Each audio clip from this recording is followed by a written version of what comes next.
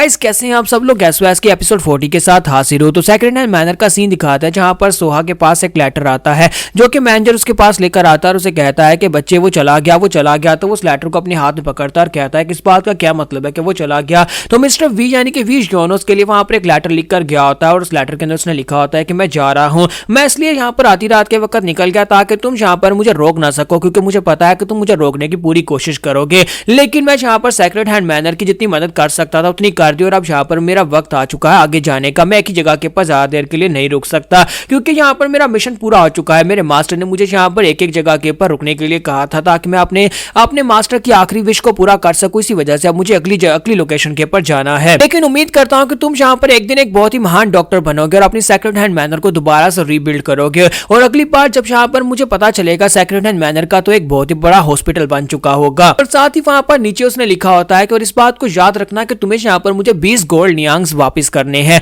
और जब यहाँ पर वक्त आएगा मैं अपने गोल्ड नियांग्स लेने के लिए वापस आ जाऊंगा। तो इसी के साथ ही सोहा जो होता है मैनेजर से कहता है कि मैनेजर प्लीज कुछ लोगों को उसके पीछे भेजो, हमें उसे पकड़ कर लाना होगा, वो ज्यादा दूर नहीं गया होगा, मैं उसे ऐसे कैसे जाने दे सकता हूँ। जबकि यहीं पर नेक्स्ट सीन में जीरैन का दिखाया जाता है जो कि कुछ गरीब लोगों की मदद कर रही होती है। वो उनके कुटेज में जाती है और वहां पर जाकर उनके लिए मेडिसिन खरीद कर लाती है और साथ ही उनका इलाज भी कर रही होती है। तो फिर साथ ही वो लोग उसे थैंक यू बोलते हैं क्योंकि यहाँ पर वो उनसे पैसे नहीं लेती बल्कि अपने पैसों से वहां पर उनके लिए मेडिसिन लेकर आती है और उनसे कहते हैं कि तुम सभी लोगों को परेशान होने की जरूरत नहीं है, मैं मेडिसिन यहीं पर छोड़कर जा रही हूँ कि अगर यहाँ पर इन्हें फिर से दर्द हो तो मेडिसिन अप्लाई कर लेना। जबकि वी जोनो जो होता है वहां पर खड़ा होता है और उसे कहता है कि इस औरत को कोई नहीं रोक सकता, मुझे लगता है कि इसी तरह फ्री इलाज करते करते एक दिन मारी जाएगी, एक दिन भूख से ही मर जाएगी क्योंकि फ्री इलाज करने से यहाँ पर क्या मिलने वाला है। तो वी जोनो से कहता है कि लगता है कि तुम यहाँ पर मेरी बातों से बिल्कुल भी नहीं बदली और तुम यहाँ पर अभी भी इनका फ्री इलाज करना चाहती हो। तो वो दोनों वहां पर से साइड के ऊपर चले जाते हो। तो वी जोनो से कहता है कि मैंने तुमसे कहा था कि तुम यहाँ पर एक डॉक्टर बनकर अपने सेकंड हैंड मैनर को दोबारा से रिवाइव करो, लेकिन ये नहीं कहा था कि फ्री में मरीजों का इलाज करो। आज तुम्हें ये सब कुछ करने की जरूरत ही क्या है? क्या तुम्हें लगता है कि ये किसी किस्म की तुम्हारी रिस्पॉन्सिबिलिटी है जिसे तुम्हें पूरा करना है, या फिर तुम्हारे फादर ने तुमसे कहा था कि मरीजों का फ्री में इलाज किया करो क्योंकि तुम्हारे फादर का समय पूरा हो चुका है?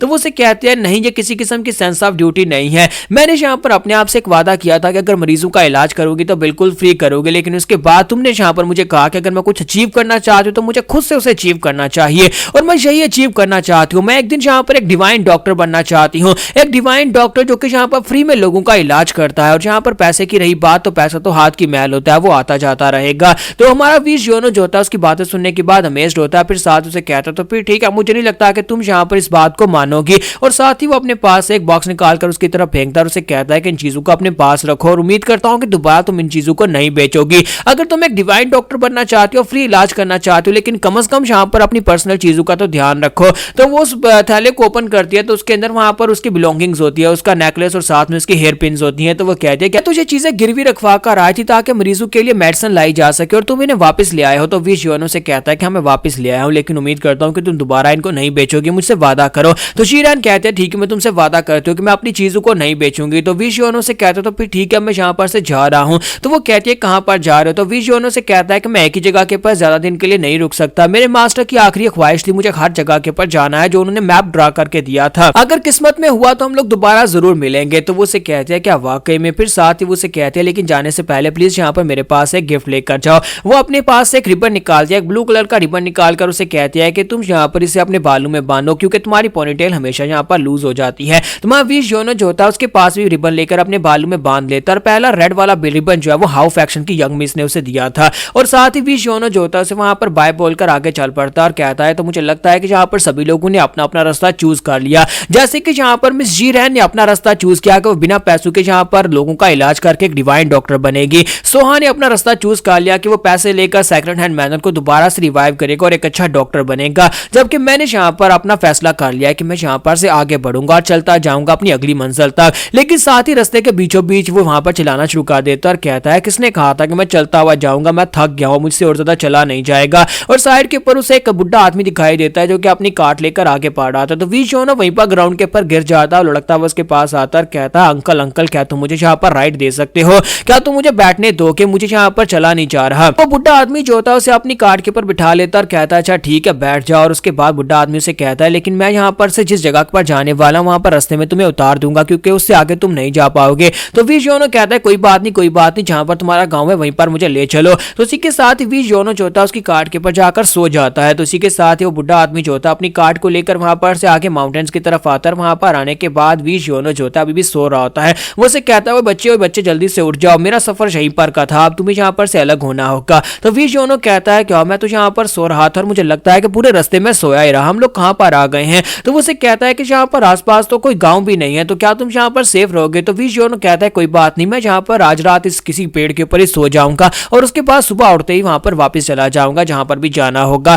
तो साथ ही उसे कहता है कि मास्टर आपका बहुत बहुत शुक्रिया, और इसी के साथ ही मास्टर उसे कहता है तो फिर ठीक है, अपना ध्यान रखना बच्चे। और इसी के साथ ही बुढ़ा मास्टर जो होता है वहां पर से अपनी कार्ट लेकर आगे निकल जाता है। जबकि इसी के साथ ही बुढ़े मास्टर को ही दिखाता है कि बुढ़ा मास्टर अपनी कार्ट लेकर थोड़ा सा आगे बढ़ता है। वहां पर जाने के बाद कहता है वो बच्चा कुछ ज्यादा इंटरेस्टिंग था, और साथ ही वो कहता है कि स्कारलेट मून क्या तुम यहीं पर हो। तो स्कारलेट मून वहां पर उनके सामने लैंडिंग मारता है और उसे कहता है जी मास्टर मैं यहीं पर हूं। तो इसी के साथ ही बुढ़ा मास्टर जो होता है अपने मुंह के ऊपर से वो जो ह्यूमन स्किन मास्क होता है उसको खींचकर उतार देता है, और साथ ही उसे कहता है कि वो लड़का जो था उसने तुम्हारी प्रेजेंस को नोटिस कर लिया। तो स्कारलेट मून कहता है कैसे कैसे मास्टर, वो मेरी प्रेजेंस को कैसे नोटिस कर सकता है। तो वो उसे कहता है कि मुझे नहीं पता, लेकिन उस लड़की को पता है कि तुम यहाँ पर छुपे हुए हो, अब जल्दी से जाओ जाकर उस लड़के के बारे में सारी डिटेल्स निकाल कर लो, आखिर वो लड़का कौन है, कहां से आया है। कि हमारा वी जियोनो जो होता है वहां पर से एक बड़े पेड़ की तरफ आगे बढ़ता है और कहता है कि मुझे लगता है कि ये पेड़ काफी ज्यादा ठीक है, इसके ऊपर इसकी मोटी डाल के ऊपर जाकर सो जाता है और मैं रात को गिरूंगा भी नहीं। तो वी जियोनो जो होता है पेड़ के ऊपर चढ़ जाता है, जबकि सेम टाइम के ऊपर दूसरी तरफ से एक लड़की को दिखाता है कि एक लड़की जो होती है वहां पर भागती हुई आगे की तरफ बढ़ रही होती है। तो अब यहाँ पर इन दोनों की किस्मत के आपस में टकराने वाली है, ये हम लोग नेक्स्ट एपिसोड में देखेंगे। एपिसोड की एक्सप्लेनेशन अच्छी लगी हो तो कमेंट करके जरूर बताइएगा, वीडियो को लाइक करना मत भूलिएगा। Thank you.